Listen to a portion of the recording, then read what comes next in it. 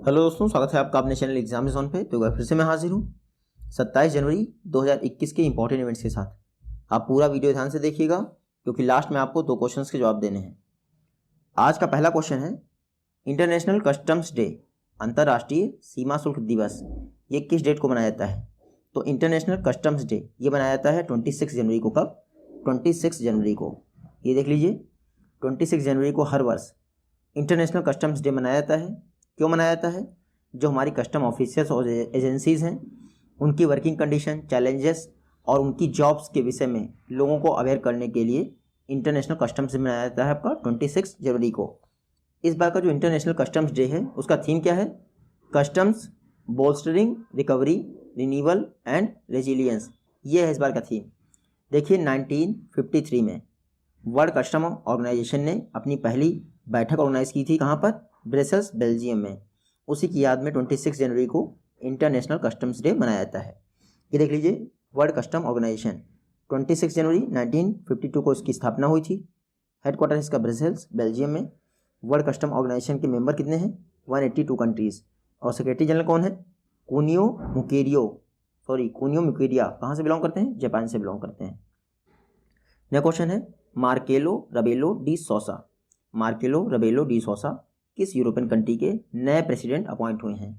तो मार्केलो Rebello D सोसा Portugal के, कहाँ के? पुर्तगाल के नए प्रेसिडेंट अपॉइंट हुए हैं। यहाँ पे देखिएगा, ये देख लीजिए, ये है मार्केलो Rebello D सोसा।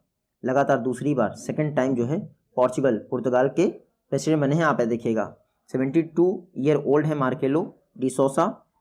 Social democratic party से बिलोंग करते हैं। तो सेकंड टर्म इनका स्टार्ट हो जाएगा मार्च 2021 में। आप यहाँ देख सकते हैं पोर्चुगल मैप में एक यूरोपियन कंट्री है पोर्चुगल। कैपिटल क्या है इसकी? लिस्बन है।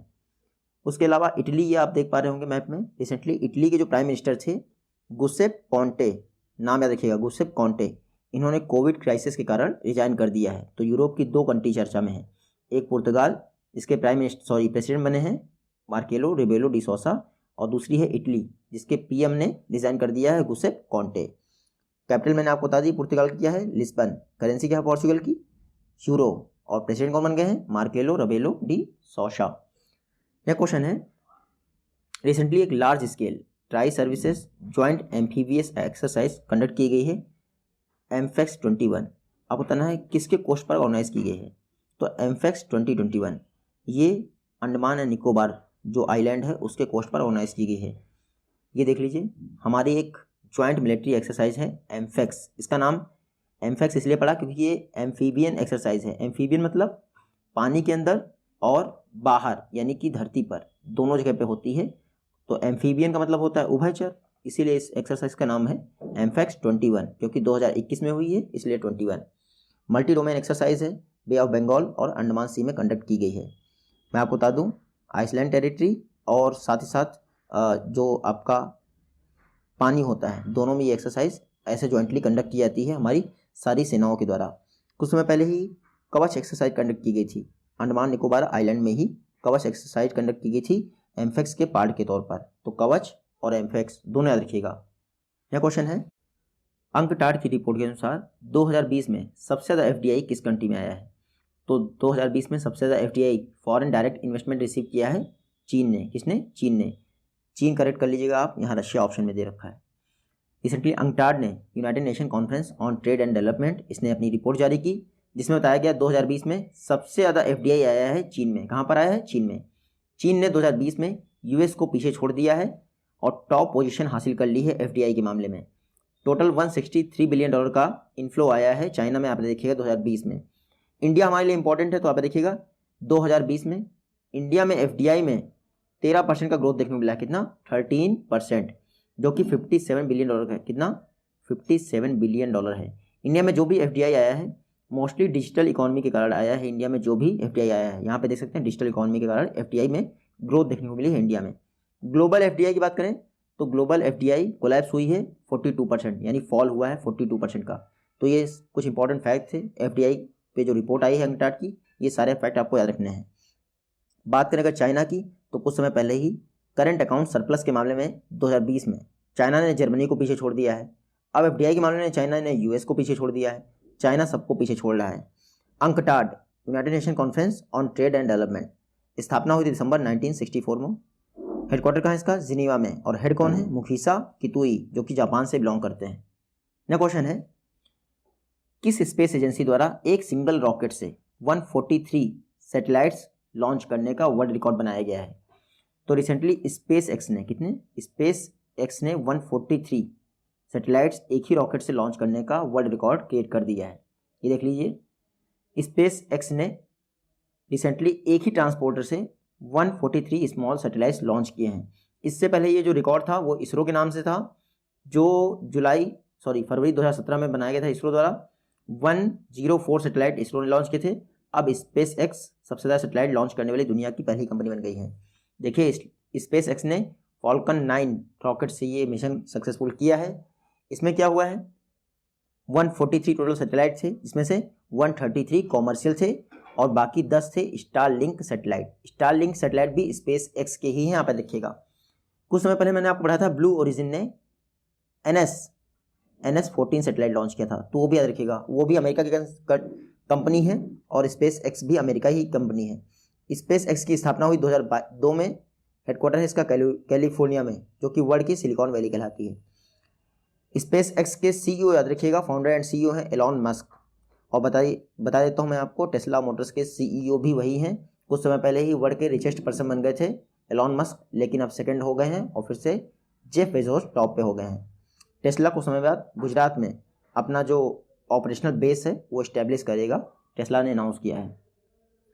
नेक्स्ट क्वेश्चन है, गर्ल चाइल्ड को एम्पावर करने के लिए किस स्टेट गवर्नमेंट ने पंख अभियान लॉन्च किया है? तो पंख अभियान लॉन्च किया है MP ने, मध्य प्रदेश ने। ये देख लीजिए, जो मध्य प्रदेश के चीफ मिनिस्टर हैं शिवराज सिंह चौहान जी, इन्होंने पंख अभियान लॉन्च किया है 24 जनवरी को। 24 जनवरी को इसलिए लॉन्च किया है क्योंकि नेशनल गर्ल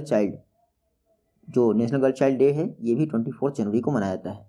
ये जो पंख अभियान है, इसको बेटी बचाओ बेटी पढ़ाओ स्कीम के तहत लॉन्च किया गया है, ताकि गर्ल चाइल्ड का एम्पावरमेंट और ग्रोथ जो है इंश्योर किया जा सके। इसके अलावा लाडली लक्ष्मी योजना जो भी MP की ही है, उसके तहत कुछ फंड अनाउंस किया गया है स्कॉलरशिप के तौर पर। तो पंख अभियान और लाडली लक्ष्मी योजना ये MP गवर्नमेंट के इनिशिएटिव हैं। पंख का फुल फॉर्म क्या है?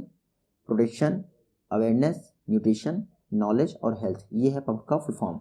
MP की बात करें तो कुछ समय पहले ही MP इंडिया का पहला स्टेट बन गया था जिसको सिटीजन सेंट्रिक एरियाज़ पर खर्चा करने के लिए एडिशनल फंड मिला था कैपिटल प्रोजेक्ट्स के लिए। ये है मैप में MP। बड़ा तालाब या फिर भोजताल MP में ही है। CM कौन है? शिवराज सिंह चौहान। गवर्नर कौन है? आनंदीबेन पटेल। उसके अलावा बांधवगढ़ नेशनल पार्क MP में ही है, जहाँ पर इंडिया की पहली hot air balloon safari service start हुई है। यह क्वेश्चन है, एक्सप्रेस वेज पर 2 एयर स्ट्रिप रखने वाला इंडिया का पहला स्टेट कौन बन गया है? तो UP इंडिया का पहला स्टेट बन गया है, जहाँ पर एक्सप्रेस वे पर 2 एयर स्ट्रिप्स हैं। एयर स्ट्रिप्स मतलब जहाँ पे फाइटर जेट लैंड कर सकते हैं। रिसेंटली UP गवर्नमेंट ने क्या किया है, पूर्वांचल एक्सप्रेस वे पर जिसकी लेंथ है पूर्वांचल एक्सप्रेस वे पर 3300 मीटर की एक एयर स्ट्रिप बना दी है। इससे पहले आपको मैं बता दूं, जो आपका लखनऊ आगरा एक्सप्रेस वे था वहाँ पर भी एयर स्ट्रिप बना दी गई थी, और जो मिराज वगैरह उतरे थे आपको याद ही होगा। अब पूर्वांचल एक्सप्रेस वे UP का सेकंड एक्सप्रेस वे हो गया है, जहाँ पर एयर स्ट्रिप्स बना दी गई हैं। तो इंडिया का पहला स्टेट UP हो गया है, जिसने अपने जो स्टेट्स के हाईवेज होते हैं या फिर एक्सप्रेस वेज पर 2 एयर स्ट्रिप्स बना दी हैं, आपको याद रखना है। UP गवर्नमेंट की बात करें तो UP में ही रिसेंटली जो UP का 71st फाउंडेशन डे था 24 जनवरी को, उसी दिन उद्यम सारथी ऐप लॉन्च किया गया था, और अभ्युदय एक फ्री कोचिंग प्लेटफॉर्म है, ये भी लॉन्च किया गया था। ये पता होना चाहिए। CM कौन है UP के? योगी आदित्यनाथ। गवर्नर कौन है? आनंदीबेन पटेल। देखिए, इंडिया के फर्स्ट फीमेल चीफ मिनिस्टर और इंडिया की फर्स्ट फीमेल गवर्नर दोनों UP में ही अपॉइंट हुई थी। जो चीफ मिनिस्टर थी वो सुचेता कृपलानी थी, और गवर्नर कौन थी? सरोजनी नायडू। ये आपको जरूर पता होना चाहिए। यह क्वेश्चन है, वर्ल्ड इकोनॉमिक आउटलुक रिपोर्ट के अनुसार इंडिया की जो GDP है वो फाइनेंशियल ईयर 21 के दौरान कितने % कॉन्ट्रैक्ट कर जाएगी? तो वर्ल्ड इकोनॉमिक आउटलुक रिपोर्ट के अनुसार इंडिया की GDP फाइनेंशियल ईयर 21 के दौरान 8% कॉन्ट्रैक्ट कर जाएगी। कितना? 8%। ये देखिए, IMF ने रिसेंटली अपनी वर्ल्ड इकोनॉमिक आउटलुक रिपोर्ट जारी कर दी है, जो बाई एनुअल जारी होती है, यानी कि हर 6 महीने में जारी होती है। ये इसने कहा है कि करंट फिजिकल ईयर में 2020-21 के दौरान इंडिया की इकॉनमी 8% कॉन्ट्रैक्ट कर जाएगी। कितना? 8%। हालांकि नेक्स्ट ईयर के लिए कहा है इन्होंने 11.5% ग्रोथ रेट रहेगी। IMF ने कहा है जो ग्लोबल इकोनॉमी की ग्रोथ है वो 3.5% कॉन्ट्रैक्ट कर जाएगी, यानी ग्लोबल इकोनॉमी 3.5% और इंडियन इकोनॉमी 8% कॉन्ट्रैक्ट कर जाएगी। दोनों फैक्ट आपको याद रखना है। उसके अलावा यूनाइटेड नेशन ने प्रोजेक्शन किया है कि इंडिया की इकोनॉमी 7.3% कॉन्ट्रैक्ट कर जाएगी और फिक्की ने कहा है कि इंडिया की GDP 8% कॉन्ट्रैक्ट कर जाएगी। तो फिक्की और IMF एक ही जगह पे चल रहे हैं, दोनों ने कहा है कि 8% ही कॉन्ट्रैक्ट करेगी इंडिया की इकोनॉमी। IMF की बात करें तो जुलाई 1944 में इसकी स्थापना हुई थी। हेडक्वार्टर कहाँ है इसका IMF का? वॉशिंगटन DC में। MD फर्स्ट तो नहीं कहूँगा मैं, लेकिन MD है इसकी क्रिस्टैलिना जॉर्जिवा। चीफ इकोनॉमिस्ट कौन है IMF की? गीता गोपीनाथ। और रिसेंटली IMF में 190 मेंबर्स हो गए हैं। नया मेंबर बना है एंडोरा, आप क्या देखिएगा, European country Andorra. Next question है, जो वाइस प्रेसिडेंट हैं M वेंकैया नायडू जी, इनके द्वारा DRDO के APJ Abdul Kalam missile complex में एक integrated weapon system design centre जो है इनॉग्रेट किया गया है। आपको बताना है APJ Abdul Kalam missile complex कहाँ स्थित है? तो DRDO का APJ Abdul Kalam missile complex स्थित है हैदराबाद में। कहाँ पर? हैदराबाद में। ये देख लीजिए, vice president M Venkaiah Naidu द्वारा एक integrated weapon system design centre inaugurate किया गया है हैदराबाद के APJ Abdul Kalam missile complex में। तो आपसे एग्जाम में सिटी पूछ सकते हैं सिर्फ, तो हैदराबाद देखिएगा। M वेंकैया नायडू जी ने हैदराबाद में integrated weapon system design centre inaugurate किया है। DRDO ने रिसेंटली आकाश का जो न्यू जनरेशन, आकाश एक मिसाइल है, उसका न्यू जनरेशन टेस्ट किया है। सरफेस टू एयर मिसाइल है आकाश, इसकी मारक क्षमता है 25 किलोमीटर। तो नेक्स्ट जनरेशन आकाश मिसाइल का टेस्ट किया गया है आकाश NG। किसके द्वारा? DRDO के द्वारा टेस्ट किया गया है, इंडियन एयरफोर्स की मदद से। आप इतना याद रखिएगा। DRDO ने कुछ समय पहले ही 100 मिसाइल का smart anti airfield weapon 100 missile का भी सक्सेसफुली टेस्ट किया था हॉक आई फाइटर जेट से। हॉक आई जो फाइटर जेट था, इसको हिंदुस्तान एरोनॉटिक्स लिमिटेड द्वारा सेटअप किया गया था 100 मिसाइल को और हॉक आई फाइटर जेट को आपस में। तो आप ये भी फैक्ट याद रखिएगा। तो 100 मिसाइल, आकाश NG और ये integrated weapon system design centre, ये तीनों फैक्ट इंपॉर्टेंट हैं, आप याद रखिएगा। DRDO की बात करें, defence research and development organisation, 1958 में स्थापना हुई थी। हेडक्वार्टर है इसका न्यू दिल्ली में। और मोटो क्या है DRDO का? Strength origin is in knowledge. DRDO के चेयरपर्सन कौन है? Doctor G Satish Reddy. Next question है, MHA ministry of home affairs द्वारा हर वर्ष पद्म अवार्ड अनाउंस किए जाते हैं। आपको पता है 2021 में कितने पद्म अवार्ड्स की घोषणा की गई है? तो टोटल पद्म अवार्ड अनाउंस किए गए हैं 119। कितने? 119। ये देख लीजिए, मिनिस्ट्री ऑफ होम अफेयर्स द्वारा 119 पर्सनालिटीज़ के लिए पद्म अवार्ड अनाउंस किए गए हैं, जिसमें आपके पद्मश्री हैं 102, जो पद्म भूषण हैं वो हैं 10 और जो पद्म विभूषण हैं वो हैं 7। तो अलग अलग कैटेगरीज में आप याद रखिएगा और टोटल अवार्ड्स याद रखिएगा। सबसे ज़्यादा इंपॉर्टेंट ये है कि जो 2021 के टोटल अवार्डी हैं यानी 119, उनमें से 19 वुमेन हैं और 10 फॉरेनर हैं। उसके अलावा सबसे ज़्यादा जो इम्पोर्टेंट है वो है एक ट्रांसजेंडर है। तो ये सबसे ज़्यादा इम्पोर्टेंट है। 16 की डेट हो गई है, वो भी याद रखिएगा आप। पद्म अवार्ड की बात करें तो भारत रत्न और पद्म विभूषण अवार्ड की शुरुआत हुई थी 1954 में। बाद में 1955 में पद्म भूषण और पद्मश्री को भी ऐड कर दिया गया था। अभी तक 4 बार ऐसा हुआ है कि पद्म अवार्ड नहीं दिए गए हैं, 1978 में, 79 में, 1993 में, 1997 में। तो हर साल नहीं दिए गए हैं, ऐसा रखिएगा। पद्म मैंने अवार्ड आपको बता दी 119 है, जिसमें से पद्म विभूषण अवार्ड ये आप लिस्ट देख लीजिए। शिंजो आबे जापान के जो प्राइम मिनिस्टर थे उनको दिया गया है। पद्म विभूषण की बात कर रहा हूँ, याद रखिएगा SP बालासुब्रमण्यम मरने उपरांत दिया गया है, मरणोपरांत दिया गया, इनको तमिलनाडु से बिलोंग करते हैं। ये इंपॉर्टेंट नहीं है, ये भी इंपॉर्टेंट नहीं है, ये भी इंपॉर्टेंट नहीं है। और ये सुदर्शन साहू उड़ीसा के थे, इनको भी पद्म विभूषण दिया गया है। पद्म भूषण में कौन इंपॉर्टेंट है? तो पद्म भूषण में तरुण गोगोई जी इंपॉर्टेंट हैं, असम से बिलोंग करते थे, CM रह चुके थे, पोस्टुमसली यानी मरणोपरांत दिया गया है। उसके अलावा सुमित्रा महाजन MP जो लोकसभा स्पीकर रह चुकी हैं, उनको भी पद्म भूषण अवार्ड दिया गया है, ये याद रखिएगा। नृपेंद्र मिश्रा पद्म भूषण दिया गया है। रामविलास पासवान जी अभी निधन हुआ था इनका, इनको भी पद्म भूषण अवार्ड दिया गया है। केशुभाई पटेल, इनको भी पद्म भूषण अवार्ड दिया गया है। कल्बे सादिक, इनको भी मरणोपरांत पद्म भूषण अवार्ड दिया गया है। तो ये कुछ इंपॉर्टेंट हैं।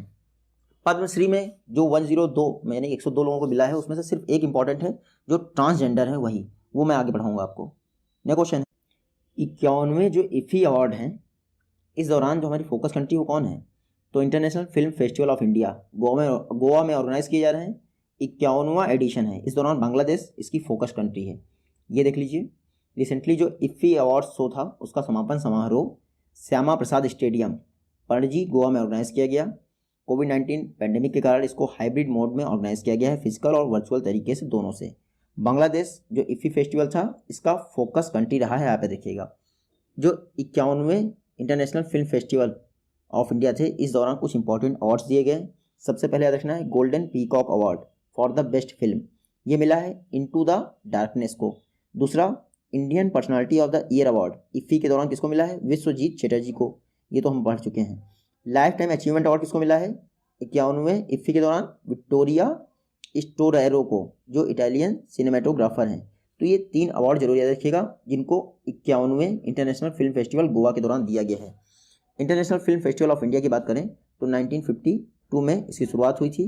एशिया का ओल्डेस्ट फिल्म अवार्ड शो है, आप देखिएगा हर वर्ष गोवा में ऑर्गेनाइज किया जाता है। इस बार 51वां एडिशन था। नेक्स्ट क्वेश्चन है, नए रूल्स के तहत जो पर्सनल व्हीकल्स हैं इन पर कितने वर्षों बाद, यानी कितने वर्ष पुराने होने पर ग्रीन टैक्स लगाया जाएगा? तो जो पर्सनल व्हीकल्स हैं उनको 8 वर्ष बाद, 15 ईयर्स बाद, जो पर्सनल व्हीकल्स हैं उन पर 15 ईयर्स के बाद ग्रीन टैक्स लगा दिया जाएगा। पोल्यूशन अगर नहीं कंट्रोल, पोल्यूशन क्या मतलब, उनको देना ही पड़ेगा। तो आप यहाँ देख लीजिए, यूनियन मिनिस्टर नितिन गडकरी द्वारा जो ओल्डर व्हीकल्स हैं उन पर एक टैक्स लगाया जाएगा आफ्टर सम टाइम, जब वो ओल्ड हो जाएंगे। इसको ग्रीन टैक्स टर्म दिया गया है। ग्रीन टैक्स क्या होगा? जो इससे रेवेन्यू आएगा इसको अलग रखा जाएगा और इन्वायरमेंट से रिलेटेड इश्यूज़ पर उसको खर्च किया जाएगा। यहाँ देख लीजिए आप, जो ट्रांसपोर्ट व्हीकल्स हैं उन पर 8 वर्ष बाद ग्रीन टैक्स लगाया जाएगा और जो पर्सनल व्हीकल्स हैं उन पर 15 वर्षों बाद ग्रीन टैक्स लगा दिया जाएगा। यहाँ पढ़ सकते हैं, ट्रांसपोर्ट व्हीकल्स पर 8 वर्षों बाद 10 से 25% ग्रीन टैक्स लगाया जाएगा और पर्सनल व्हीकल्स पर 15 वर्षों बाद ग्रीन टैक्स लगाया जाएगा। और ईवी यानी इलेक्ट्रिक व्हीकल को छूट मिलेगी और फार्मिंग व्हीकल्स को छूट मिलेगी।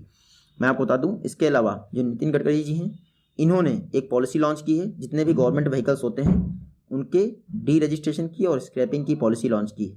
मतलब कि 15 वर्ष पुराने जितने भी गवर्नमेंट व्हीकल्स होंगे उनको स्क्रैप कर दिया जाएगा, यानी कचरा बना दिया, तोड़ दिया जाएगा, मतलब कि एक तरह से नष्ट कर दिया जाएगा, ये कहना है। 1 अप्रैल 2022 से ये पॉलिसी लॉन्च हो जाएगी। तो ग्रीन टैक्स और scrapping policy of government vehicles, ये दोनों याद रखिएगा। नेक्स्ट क्वेश्चन है, इंटरनेशनल डे ऑफ एजुकेशन ये किस दिन को ऑब्जर्व किया गया? तो 24 जनवरी को इंटरनेशनल डे ऑफ एजुकेशन ये ऑब्जर्व किया गया है। 24 जनवरी को ही आपका यूपी का स्थापना दिवस था। उसके अलावा 25 जनवरी को क्या था? हिमाचल प्रदेश का स्थापना दिवस। ये देख लीजिए, 24 जनवरी को यूनाइटेड नेशन जनरल असेंबली द्वारा हर वर्ष इंटरनेशनल डे ऑफ एजुकेशन मनाया जाता है 2018 से। इस बार इंटरनेशनल एजुकेशन डे का थीम क्या था? Recover and revitalise education for the covid generation, ये था इस बार का थीम। मैं बता दूं, यूनेस्को ने कुछ समय पहले ही एक रिपोर्ट जारी की थी, उसने बताया कोविड-19 के कारण विश्व के 1.6 बिलियन जो स्टूडेंट्स हैं वो सफ़र कर रहे हैं कोविड-19 के कारण। क्योंकि यूएनजीए द्वारा 24 जनवरी को इंटरनेशनल एजुकेशन डे बनाया जाता है। तो यूएनजीए की बात कर लेते हैं। 1945 में इसकी स्थापना हुई थी, United nation general assembly. Headquarter कहाँ इसका? न्यूयॉर्क में है। प्रेसिडेंट कौन है यूएनजीए के? वॉल्कर वोस्किन हैं, जो कुछ समय पहले ही बने हैं। और टोटल मेंबर कितने हैं यूएनजीए में? 193। नेक्स्ट क्वेश्चन है, मंजम्मा जोगाती ये एकमात्र ट्रांसजेंडर हैं जिनको आज तक पद्म श्री अवार्ड से सम्मानित किया गया है। मंजम्मा जोगाती ये कहाँ से बिलोंग करती हैं? तो कर्नाटका से। ये देख लीजिए, ये हैं आपकी मंजम्मा जोगाती। मंजम्मा जोगाती इंडिया की एकमात्र ट्रांसजेंडर हैं इनको पद्मश्री अवार्ड दिया गया है 2021 के दौरान। अभी तक किसी भी ट्रांसजेंडर को पद्मश्री अवार्ड नहीं दिया गया था, इनको दिया गया है मंजम्मा जोगाती। आर्टिस्ट हैं, डांसर थी, फोक डांसर थी। कहाँ की? कर्नाटका की। आप बस इतना याद रखिएगा, बाकी इसमें कुछ भी पढ़ने वाला नहीं है। और बाकी मैंने आपको बता ही दिया है, 1954 में जब लॉन्च हुए थे तो सिर्फ भारत रत्न और पद्म विभूषण थे। बाद में 1955 में पद्म भूषण और पद्मश्री ऐड कर दिए गए हैं। इस बार 119 टोटल अवार्ड मिले हैं, जिसमें 102 आपके पद्मश्री हैं, 10 हैं आपके पद्म भूषण और 7 हैं आपके पद्म विभूषण। ये जरूर याद रखिएगा। नेक्स्ट क्वेश्चन है, सैयद मुश्ताक अली ट्रॉफी 2020-21 इसको स्टार्ट कर दिया गया है सरदार पटेल स्टेडियम अहमदाबाद में। ये जो सैयद मुश्ताक अली ट्रॉफी है ये किस खेल से रिलेटेड है? तो जिनको ये सरदार पटेल स्टेडियम पता होगा वो बता देंगे कि ये किससे रिलेटेड है। सैयद मुश्ताक अली ट्रॉफी ये क्रिकेट से रिलेटेड है। किससे? क्रिकेट से। वर्ल्ड का लार्जेस्ट स्टेडियम है सरदार पटेल स्टेडियम, जिसको मोटेरा स्टेडियम के नाम से आप लोग जानते हैं। सरदार पटेल स्टेडियम, यहाँ पर सैयद मुश्ताक अली ट्रॉफी स्टार्ट कर दी गई है। रजनी नहीं, रणजी की ट्रॉफी है जो BCCI द्वारा ऑर्गेनाइज की गई है। मैं आपको बता दूं अभी तक कई सारे सेशंस हो चुके हैं। जो लास्ट सेशन था सैयद मुश्ताक अली ट्रॉफी का, उसको कर्नाटका ने जीता था और सेकंड बार कर्नाटका ने जीता था। 2019-10 यानी 2009-10 से ये जो है ट्रॉफी यहाँ पे ऑर्गेनाइज की जा रही है। तो सैयद मुश्ताक अली ट्रॉफी सरदार पटेल स्टेडियम अहमदाबाद में स्टार्ट कर दी गई है। यहाँ पे देखिएगा BCCI ऑर्गेनाइज कर रहा है, तो BCCI की बात कर लेते हैं। Board of control for cricket in India. दिसंबर 1928 में BCCI की स्थापना हुई थी। हेडक्वार्टर कहाँ है इसका? वानखेड़े स्टेडियम मुंबई में। वर्तमान में BCCI के 39th प्रेसिडेंट कौन है? सौरव गांगुली। और सेक्रेटरी कौन है? जय शाह। कुछ समय पहले ही ICC की, इंटरनेशनल क्रिकेट काउंसिल की जो बोर्ड मीटिंग है उसमें सौरव गांगुली बीमार थे, तो BCCI को रिप्रेजेंट किसने किया था? जय शाह ने ही रिप्रेजेंट किया था, जो कि अमित शाह जी के पुत्र हैं। यह क्वेश्चन है इंटरनेशनल क्लाइमेट एडेप्टेशन समिट, इसको रिसेंटली ऑनलाइन तरीके से होस्ट किया है किस कंट्री ने? तो इंटरनेशनल क्लाइमेट एडेप्टेशन समिट को होस्ट किया है नीदरलैंड ने। किसने? नीदरलैंड ने होस्ट किया है। यहाँ पे देख लीजिए, नीदरलैंड गवर्नमेंट द्वारा 25 जनवरी को ऑनलाइन तरीके से इंटरनेशनल क्लाइमेट एडेप्टेशन समिट को ऑर्गेनाइज किया गया है। पर्पस क्या था? जो क्लाइमेट इमरजेंसी पड़ रही है ऑल ओवर कंट्री में देखने के लिए, उस पर एनालिसिस किया गया, उस पर डिस्कशन किया गया इस क्लाइमेट एडेप्टेशन समिट में।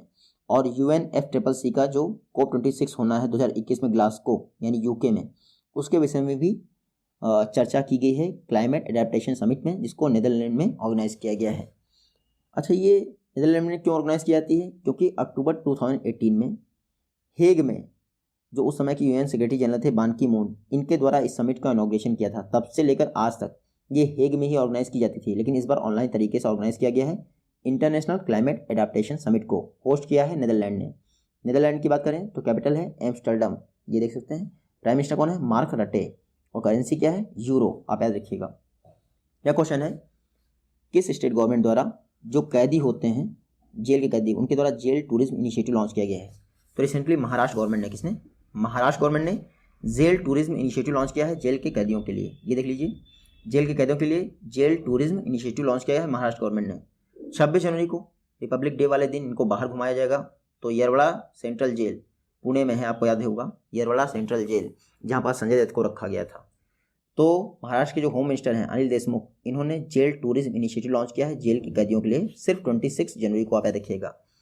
कुछ समय पहले ही महाराष्ट्र के नागपुर में जो गोरेवाड़ा जू है उसका नाम बदलकर बाला साहब ठाकरे जूलॉजिकल पार्क रख दिया गया है, ये भी याद रखिएगा।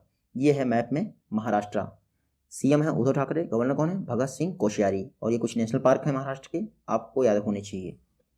आज का लास्ट क्वेश्चन है UN दिशा द्वारा वर्ल्ड के 20 प्रोमिनेंट पर्सनालिटीज़ की लिस्ट जारी की गई है। ये पर्सनालिटीज़ जो जानी मानी हैं, ये इंटेलेक्चुअल प्रॉपर्टी, लीडरशिप, इकोनॉमिक्स और सोशल फील्ड में जानी मानी हैं, इनकी लिस्ट जारी की है। आपको बताएं इन 20 पर्सनालिटीज़ में से इंडिया से कौन है? तो इंडिया से हैं जयंती घोष। कौन है? जयंती घोष। ये देख लीजिए, ये हैं जयंती घोष। ये UN दिशा की 20 प्रोमिनेंट पर्सनालिटीज़ की लिस्ट में शामिल हैं। मैं आपको बता दूं, ये जो 20 पर्सनालिटीज़ की लिस्ट है, ये यूनाइटेड नेशन की हाई लेवल एडवाइजरी बोर्ड होती है। यहाँ पे देखिएगा, घोष 65 ईयर्स की हैं और जो मैसाचुसेट्स यूनिवर्सिटी है वहाँ पर इकोनॉमिक्स की प्रोफेसर हैं जयंती घोष। इनको UN दिशा द्वारा 20 प्रोमिनेंट पर्सनालिटीज़ की लिस्ट में शामिल किया गया है। ये पर्सनालिटीज़ अपनी ग्लोबल लीडरशिप के लिए जानी जाती हैं इकोनॉमिक और सोशल फील्ड्स में। तो जयंती घोष का नाम है, देखिएगा, UN दिशा की 20 प्रोमिनेंट पर्सनालिटी लिस्ट में शामिल है।